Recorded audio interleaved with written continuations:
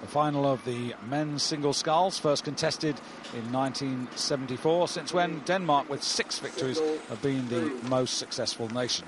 Not involved here, though. Hitoshi Hase for Japan occupies lane number 1. Here's the man who was 4th a year ago, America's Steve Tucker, and to his left, Germany's Ingo Euler. Here's Ingo, bronze medals in 1997 and again in 99 in the lightweight double. The defending champion, representing Ireland, awaits them in lane number 4. Sam Lynch, who regained the single sculls title for Ireland, which Niall O'Toole won back in 1991. United States. And there's Stefano Basilini. Germany. He's in lane number 6. He won this title in 1998 in Cologne. And the man we've not seen, in fact, is Anthony Edwards of Australia, who's 2 from the bottom of your picture. He got a silver medal in the lightweight 4 at the Sydney Olympics, and he's back in the squad after a year off. Yeah, changing from rowing to sculling is never that easy, but he will have done a lot of training in a single scull probably in his career. Basilini is the 1998 World Single Sculls champion, the Italian nearest to us, so he is certainly a man to deal with. But Sam Lynch is the class sculler here, and he's been going very fast indeed. He won his semi in the fastest time. He was world champion last year, and he's a lovely sculler. Mind you, he's mindful, Dan, of a few words said to him by Peter Haining after he won last year. Peter Haining, of course, who won for Great Britain 3 times consecutively in the 90s, who said the second time's harder. Well, he should know. He should know. He's actually now rowing.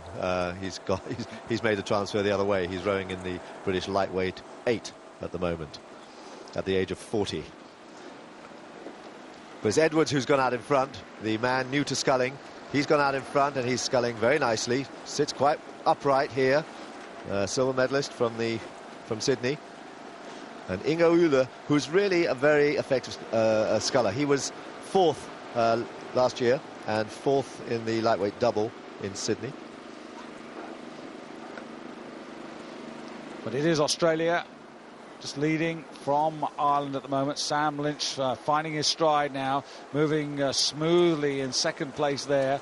And then the other 3 crews above him just bunched up there, Euler, Tucker and Hase. Just worth mentioning the Japanese sculler on the far side there. Very useful, the 28-year-old from Nagoya. We haven't seen him, but he was a member, Dan, if you can remember, in 2000 of Japan's successful lightweight quadruple scull, which gave them their first ever gold medal.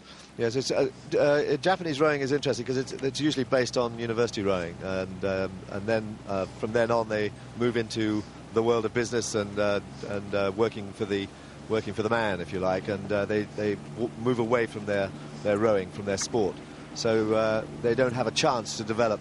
But Hase is certainly somebody who has carried on with his rowing, and he is a class act. And up here now he's well in the hunt for medals.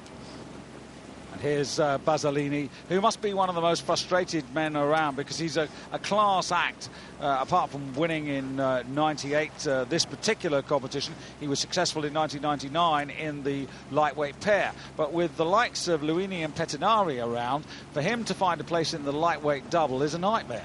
Well, absolutely. And there's nothing really he can do except perhaps change to rowing and try to get into the 4. But look at Sam Lynch. That's such superb sculling. He's a really masterful sculler.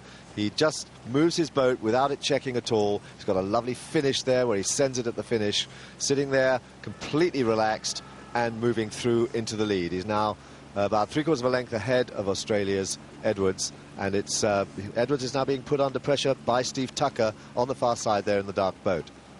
Yes, there's a big Irish contingent on the bridge at about 1,250 metres who will give a big shout for Sam as he goes through there.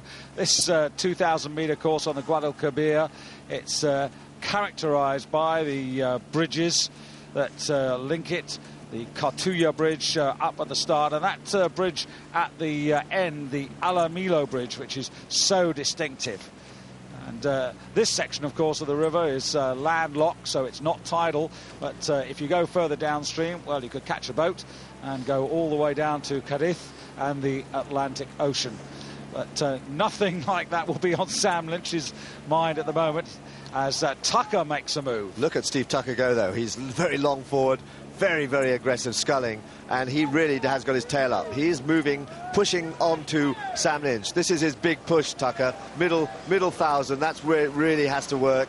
Very good, canny scullers, these. All of them very, very good technicians. They really know what they're up to. And that's the roar I told you about, Dan. It was all pre-planned. Lots of members of the St Michael's Club, which is the club to which Sam Lynch belongs, giving him a right old roar as he goes under there with less than 750 metres to go. And Tucker in second place there in lane number 2. At the moment, on his own in the silver medal position, and a battle going on for third and fourth. Germany involved in that at the moment. Sam Lynch at 33 strokes a minute, looking very comfortable there. Steve Tucker doesn't look like he's going to get fussed too much by anybody behind him, but can he make a move on Sam Lynch? I doubt it. He pushed it very, very hard in the middle there. And look at Barcellini. Going through 1,500 metres, Barcellini has moved ahead of the rest of the field there. Now he's tracking Tucker. Can Tucker hold him off? Because I don't think Tucker's going to catch Lynch. Lynch now sculling away from the field. This is masterful sculling, wonderful sculling. Yeah, well, Lynch was much the quickest of everybody during that third quarter, 1:42.03. And as you said, Dan, the man chasing really hard now is Barcellini, who's not quite as quick as Steve Tucker, but that looks as if it could be reversed any time now, because it's Sam Lynch who's in front now. Barcellini is on the bottom of your picture on the left there. Tucker's just almost at the top of the picture. You can see him there, and it's a difficult angle, but Barcellini is getting there, Dan, to the American, and there's not a great deal between the two of them. Tucker's up at 38 strokes a minute. He's been up there for an awful long time, and this is very, very tough. But he's still got a guard about a third of a length on Barcellini. Barcellini's coming with a real flourish at the end, but no one's going to touch Sam Lynch, who is sculling very, very well indeed. But look at Barcellini go, closest to the camera. Still got some work to do. Look at the line of the bow balls there. It's still Steve Tucker who's got the advantage, but here comes Barcellini, the 24-year-old from Navarra. He's up at 42 strokes per minute, and he's just gone through now, and he's into the silver medal position, and he's still attacking. That's a great, great finish from Barcellini. Steve Tucker had really done all his work in the middle and couldn't hold off Barcellini. Although he was still rating high, he wasn't moving the boat. But it's Sam Lynch coming home for his second successive title, with Barcellini overlapping him, and Steve Tucker rode out into third place. Well, that's a tremendous performance by Sam Lynch, and for my money, Dan, probably a better performance by him here than it was in winning last year on the Rotsey. Well, he's growing in stature, he really is, and that was a very impressive piece of sculling.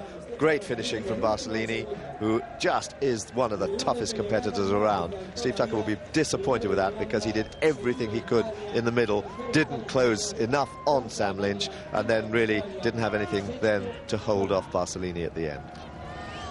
If you take a look at Barcellini's performance, Dan, well, he lost 1.38 seconds in the third quarter to Lynch, which left him 5 seconds off the pace. And then, in the final quarter, he got to within 1.5 seconds. So, if only.